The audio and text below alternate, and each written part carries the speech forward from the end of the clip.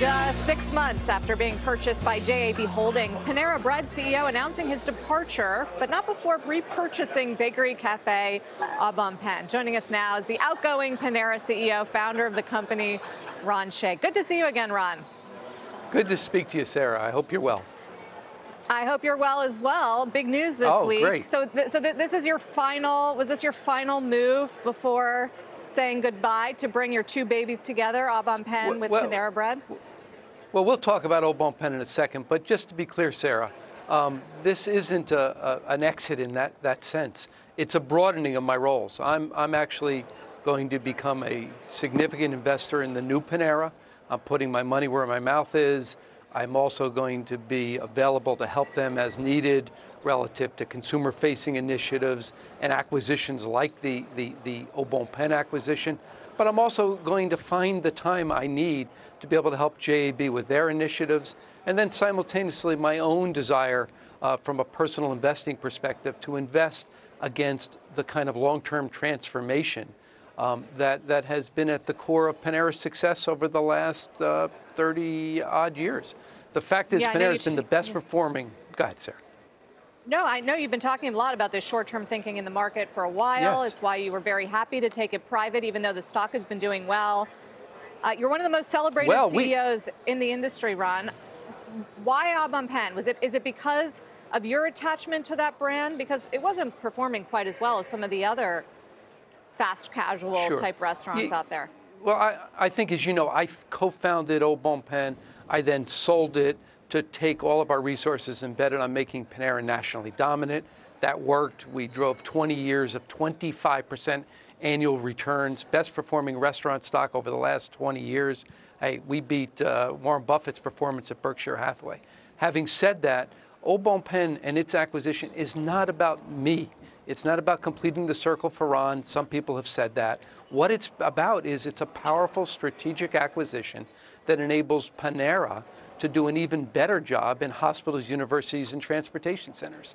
The reality is that now with Au Bon Pain and Panera, we have one of the three top brands that hospital administrators want. The docs want healthy food, they want wellness. We're now able to give it to them in two different formats. Simultaneously, the same thing in universities. You survey the students, they'll tell you Panera, Au Bon Pain, among the top three brands they want on their universities. We now have them. You're going to see us move even more aggressively into hospitals, universities, and transportation centers. And this acquisition is a strategic acquisition to accelerate it. And it is a byproduct of our ability to work with long-term ultra investors like JAB. This is exactly why we did it. Ron, it's been fun to watch you get a little more active on Twitter. A few days ago, you retweeted a report, a headline that said, starting today, Starbucks tries to morph into Panera. You tweeted, LOL. What does that say about your views of the competition and the degree to which the space is getting crowded? Yeah, listen, Howard and I are friends for 25 years. We all are colleagues. You know, listen, they're opening their first quasi-bakery. I wish them luck. It's not Panera. My comment was in reaction to somebody who said, is Starbucks now going to try to compete with Panera? I think that the world is increasingly competitive, but Panera's won at it. We literally are generating 6% comps year to date. We're running 800 basis points better than the all-industry average. We're winning. Our strategy to be a better competitive alternative through things like Panera 2.0 and digital, through our innovation in food, bakery, and marketing, our efforts to grow from $5 billion to $10 billion by betting on other consumer solutions like delivery and catering and Panera at home and to go. Those are working. We're on a roll. We couldn't be feeling better. And the benefit of having our partnership with JAB is we're able to do infinitely more, and we're most importantly able to take the kinds of long-term views that have led to companies like Panera and Starbucks to win. Ron, let me in on that note, that private versus public that you've mentioned so many times. What's an example? Give me a hard example of something you are now able to do to what you're talking about, the long term, that you weren't as a public company. This very acquisition. It's the core. I mean, the reality is that in the public marketplaces, there is not a lot of support for multi-brand. And the first time there's a bounce, you are going to find there's a tax on whichever is the weaker of the brand, because that's the quickest way to a short-term impact. And off we go to the races. You would not, as a CEO, put yourself in that position. Having said that, for Panera today, this is a smart long-term investment. It will pay off, I guarantee it. If you look at the history of Panera, Panera started as a cookie store called Cookie Store. We then became Au Bon Pain. Au Bon Pain started as a bakery. It became a bakery cafe. We were really the originators of what is now called fast casual. We then sold everything to bet it all on Panera. Here's the point. You could have, at any one of those points along the way, bought boatloads of our stock for $3, $4, or $5 a share. We ultimately sold for $315 a share. The point is, people say to me all the time, why didn't I tell you? I did tell folks. Nobody wanted to listen. When you're in the middle of transformation, nobody believes. And the point of the matter is, when you have an investor like JAB at your back supporting you, you're able to make those kinds of long-term bets. That's the way, that's the only sustainable competitive advantage. It's been the core to our success, and I want to ensure we're able to do that for the next 20 years. I mean, JAB has built up quite a portfolio of coffee and breakfast companies, Krispy Kreme, Peet's Coffee, Caribou Coffee, Panera, Au Bon Pain. Dunkin' Brands, interestingly, tanked on the news that you were going after Au Bon Pain. Would that be one that would fit into the portfolio in the future?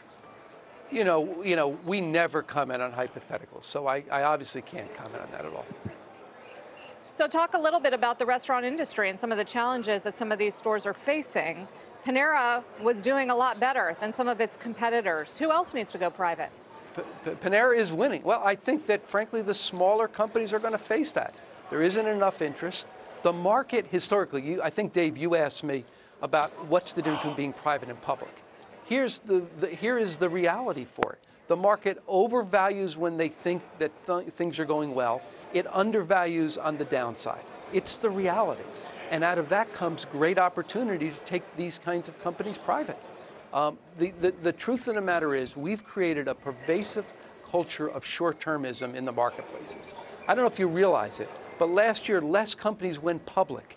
These were good days, boom days. Less companies went public in boom days than went public in the height of the Great Recession.